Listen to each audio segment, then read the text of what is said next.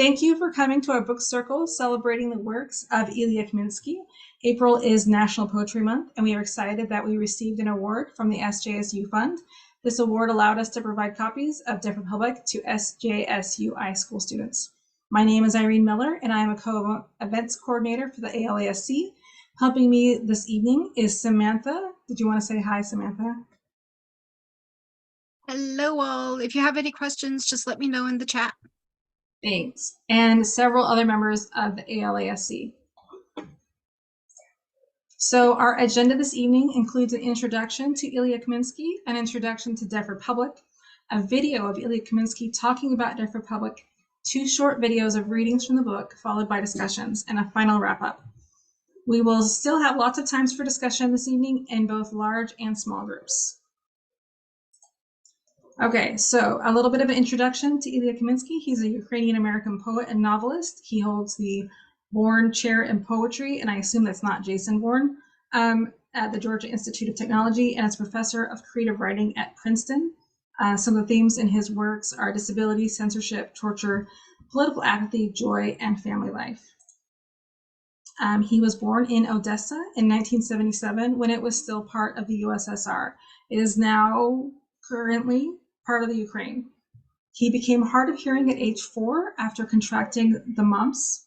And in 1993, his family was given asylum in the US due to anti-Semitism in Ukraine. He has written 2 collections of poetry, among other writings, Words Without Borders and Deaf Republic, the book we're reading tonight. And he is an advocate for translation of international literature in the US. The book, Deaf Republic, is the winner of the National Jewish Book Award for Poetry and the finalist for multiple different book awards. A brief sort of introduction to the setting of the book from the New York Times. They tell us it is set in a town called Vasenka under martial law and including a chorus of townspeople as in ancient Greek drama. Deaf Republic traces the consequences of the murder of a deaf boy who spits at a sergeant while attending a puppet show. Public gatherings had been outlawed in the town square. And the picture on the left is not of Vasenka because that is a fictional location, but that is an image of Odessa, where Ilya Kaminsky is from. So now we're going to take a look at a video. I've been talking long enough, so let's go ahead and hear from the poet himself.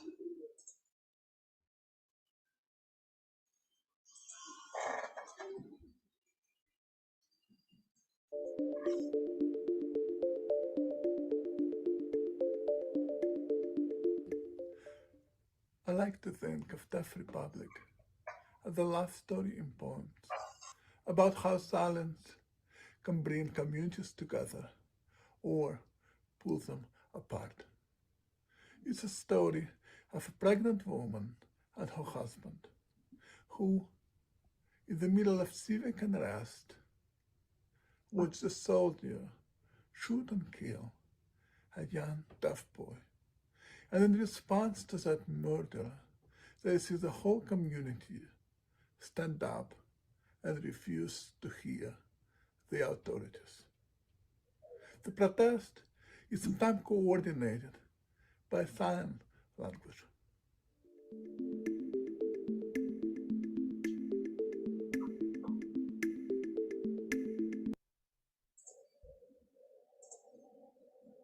Okay, I hope you enjoyed that brief clip of him sharing his perspectives on his own work.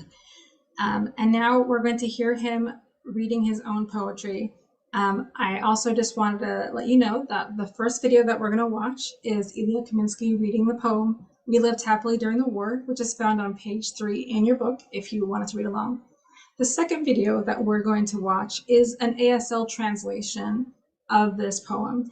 And I just thought it was really interesting to kind of put those 2 side by side, the verbal spoken and the ASL, the visual and the silent version, as you know, those are motifs in the poetry here. So there'll be 2 videos and then we'll come back.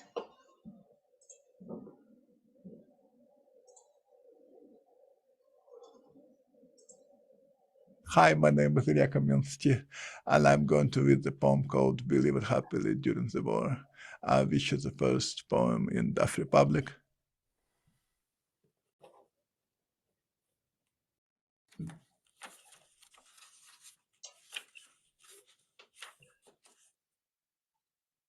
Believe it happily during the war. Believe it happily during the war. And when they bombed other people's houses, we protested, but not enough. We opposed them, but not enough. I was in my bed. Around my bed, America was fallen. Invisible house by invisible house by invisible house. I took a chair outside and watched the sun. In 6 months of a disastrous reign, in a house of money, in a street of money, in a city of money, in a country of money, our great country of money. We, party of us, lived happily during the war.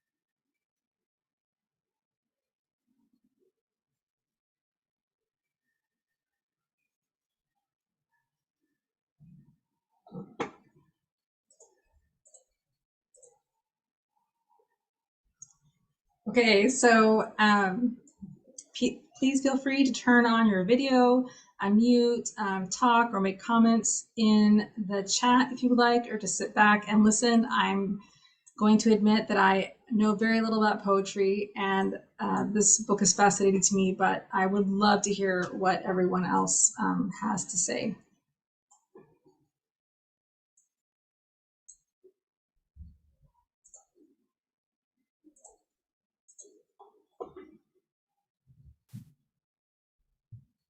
Well, I do have to say that the the ASL one, I think, was a lot more powerful for some reason. Maybe it was the facial expressions that the interpreter was doing alongside everything. I don't know much about ASL and sign language in general, but I think that impacted me at least more than it did the reading. For sign language, I've read that like the facial expressions are a part of the signing. So then the way the mouth is also still expressive, even though no sound is supposed to be coming out. And like it reminded me a bunch about like a couple of lines throughout Deaf Republic, in which like the mouth was open wide, like snow was falling in the boy's mouth and in Sonia's mouth when she died. And it's like a wound when there's no soul inside. I think he says also like you are alive and therefore something inside of you is listening. And then somewhere else it says like silence is the sound the soul makes. So when it's just wide and darkness there, it's just wound. It's all wound for me. See, this is why I love people coming who know about poetry. I think too, though, when he read the poem, it was interesting to me to see like the time, like how he timed it, like where he stopped his phrasing, because it doesn't actually match what's on the page, which I find is always so fascinating and kind of brings out a little bit more meaning, that sort of interactive experience. Yeah, Rachel says she loves poetry spoken out loud by the author. I think there's a lot to be gained from that.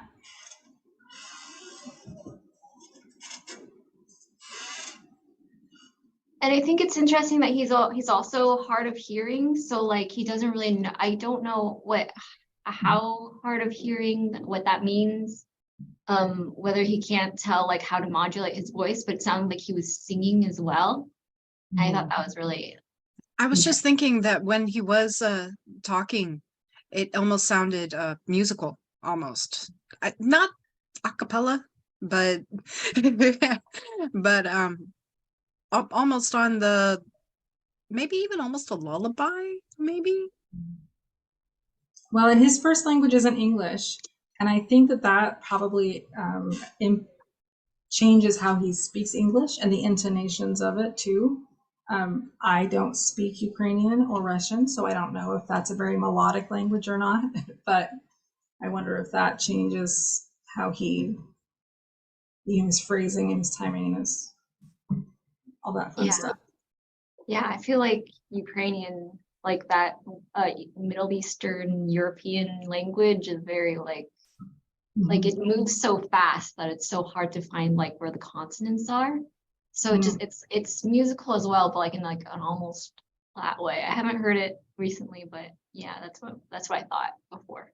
Haley says it's more of a sing-songy storytelling sort of tone. Yeah, and Michelle, to your question, are facial expressions with ASL the same for all signers or completely unique to individuals? Ellen, go ahead. I've read, I got really interested in ASL for like a minute, and from what I understand, it's supposed to be almost the same, like because you're expressing the same like sentiments, but also like the way that within the context, the way you move your face is also like supposed to be telling like how you feel and what emotions are supposed to be attached to the words you're saying with your hands. So I don't know if that answers the question, but I don't know. But I do know the faces are part of it. Yeah, I suspect that that it's a little bit unique because the person who is speaking is relaying their emotions or how they're interpreting the emotions of the words that they're saying. But it there would be some similarities just because if it's a similar emotion, there would be a similar. This is totally off topic, but on Disney Plus, they have a version right now of the Ant-Man with an ASL interpreter on the screen, and her facial expressions are just amazing and almost mimic the person speaking that she is signing for in a way that's uncanny, and it's really fascinating. But there is so much to be communicated from facial expressions, and I think ASL really taps into that. Yeah, I think a lot of times in the nonverbals, there's a lot to that communication value there. That it seems like when you watch them doing the ASL in certain types of news broadcasts, that each seem to have their own unique style. Some are very animated in their facial expressions and their body movements, and others are not. So I was just curious what your thoughts were there. Yeah, I was a note taker for a deaf student when I was in college, and so each class there were two interpreters because of the length of the class, and yeah, there is a difference in the level of expressiveness, but it was still because they're still kind of telling the same story, like they're interpreting the same class. There was, a lot that was the same.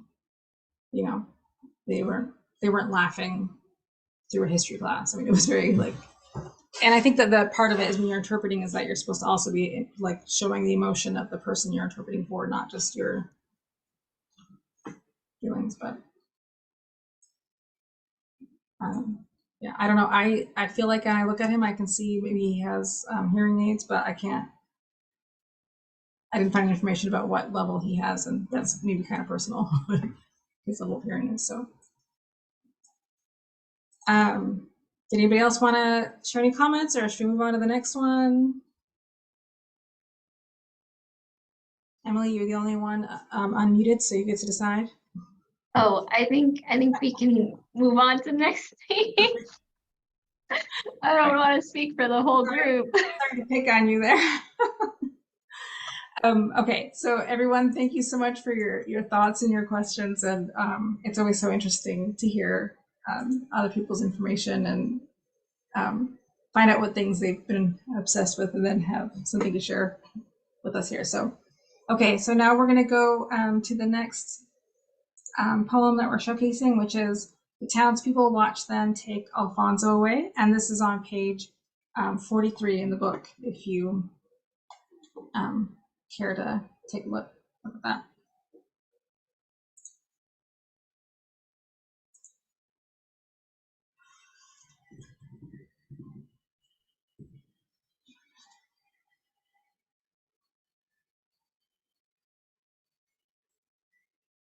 The townspeople watch them take Alfonso. Now, each of us is a witness stand.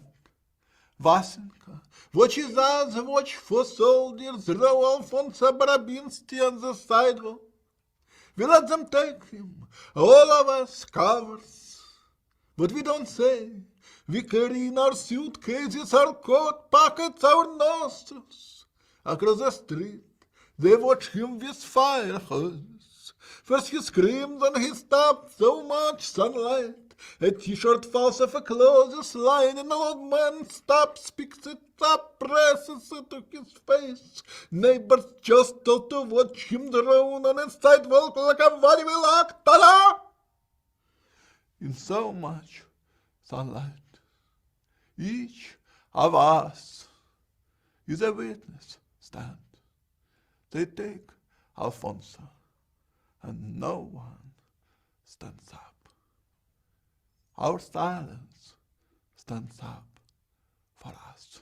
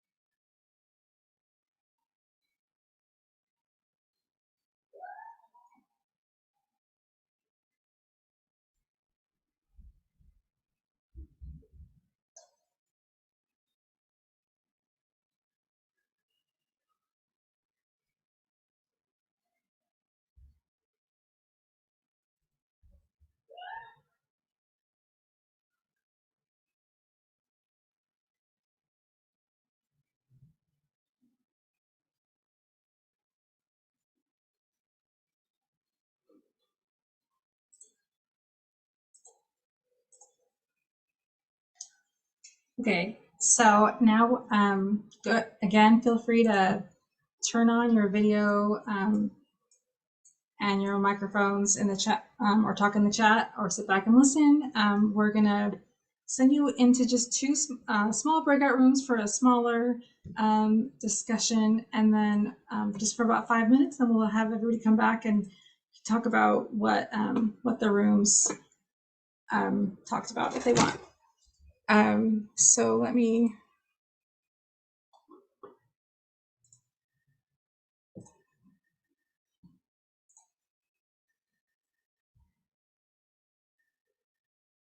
Okay, awesome. All right, here we go. Oh, there we go. There you are. Yeah, we were mid-sentence. You know, it used to be that when you close the rooms, you'd get a minute, and this time it was like they're getting 15 seconds. 15 seconds. What happened? I don't know. I don't know. That was crazy. Okay. Zoom That was updates. very violent. It was very like the book. Yes. Yeah, we were silenced. Well, does anyone want to share what their group discussed? Oh, there's the silence right there. Let's see. My group and I were group 2, right? Possibly. Yeah. No, group 1. I don't remember. Group 1? No, Samantha, you would have been in group 2 because I was in group 1. Okay. You don't have to tell me which group you were in. Just does anybody want to share any insights? I think we talked a lot about just how visceral everything was and sort of trying to understand how, you know, a community can come together if they're unable to communicate the travesty of what's going on around them, that they were able to find a way through sign language to be able to collectively bring about resistance and bring about communal change. And we found it, you know, very, very striking, sort of all of the feelings and the imagery that went along with the words, and also with the ASL sign language. So those were a few things. Samantha, you want to add a few words to that? We also connected a lot of what was going on in the book to what's going on today, with protest and not doing anything, silent protest, people being taken away, and a war going on, whereas here in America, the country of money, technically we're not physically affected. And we're also sort of wondering about sort of the inundation that we have of so much violence that's happening throughout the world, you know. Right, kind of numb desensitization. you over time, you know, that you do become deaf and blind sometimes because it's just coming at us and we feel helpless. You know, how can we institute change? And I think the book is sort of leading us in the direction of thinking about these power dynamics within our society and how we can bring agency in order to bring about a communal resistance to start to implement change on things that that we feel uncomfortable about. But I think that somehow maybe he's talking about that inundation and how we feel helpless in a way of being able to articulate everything that's going on and feeling like we can actually institute change. Yeah, I thought the timing of the book was very interesting because it came out in 2019, which was after, I believe, after Russia invaded the Crimea, but before the current invasion. And it definitely speaks to a lot of the events, I think, that we see happening there and here, like you said. Yeah, I like how he used the word inundated in that because it just brought me back to the line across the street. They wash him with fire hoses. He screams, then he stops. So it's like he's not the only one being inundated with a fire hose, about a violent fire hose. And we're hearing he screams, and then it's just ending. Like our attention just moves on to the next line. All right, that's sort of what I was trying to think about, of that inundation of all these violent types of things that we're exposed to on such a regular basis. You know, what type of impact does that have on us as a society, you know, to feel helpless, to try to stand up and collectively make resistance for and institute change. Another interpretation of that is that he screams and then he stops. He is accepting of what's going on to him as well. Or at least that was what I took from it anyway. Interesting. Yeah. I think that's what's so fascinating and yet frustrating to me about poetry. Is that it's hard, you can't always pin it down, right? Like there's a lot there and everybody's going to find something a little bit different, I think. Okay, so far we've given you like specific poems to talk about, but now we're going to throw you all back into your break rooms. Thank you for your sharing your thoughts here, but we're going to send everyone back into the break rooms, and now you can just discuss the book now, and not necessarily as structured. You can go ahead and talk about whatever makes you happy. I do have a link here. These are questions that were part of a lesson plan that was created to go with this book. So if your group is having a hard time finding something to sort of start with, you can go ahead and start with these questions in this document. And if you are ready to go and have so much to say, then just don't worry about this and do your thing. So I think we'll be there for about 15 minutes, and then we'll just come back and wrap this all up. And I apologize, but you might only get a 15-second warning again this next time. I'll try to maybe set a broadcast message so that you can get a little bit more time and you don't feel quite so chopped off in the middle of your thoughts. So, all right, give me just a minute to, I think these are the same rooms again, but yeah, anyway, enjoy. Oh, it does. And I think that first poem speaks to that, right? Yeah. Welcome back, everyone.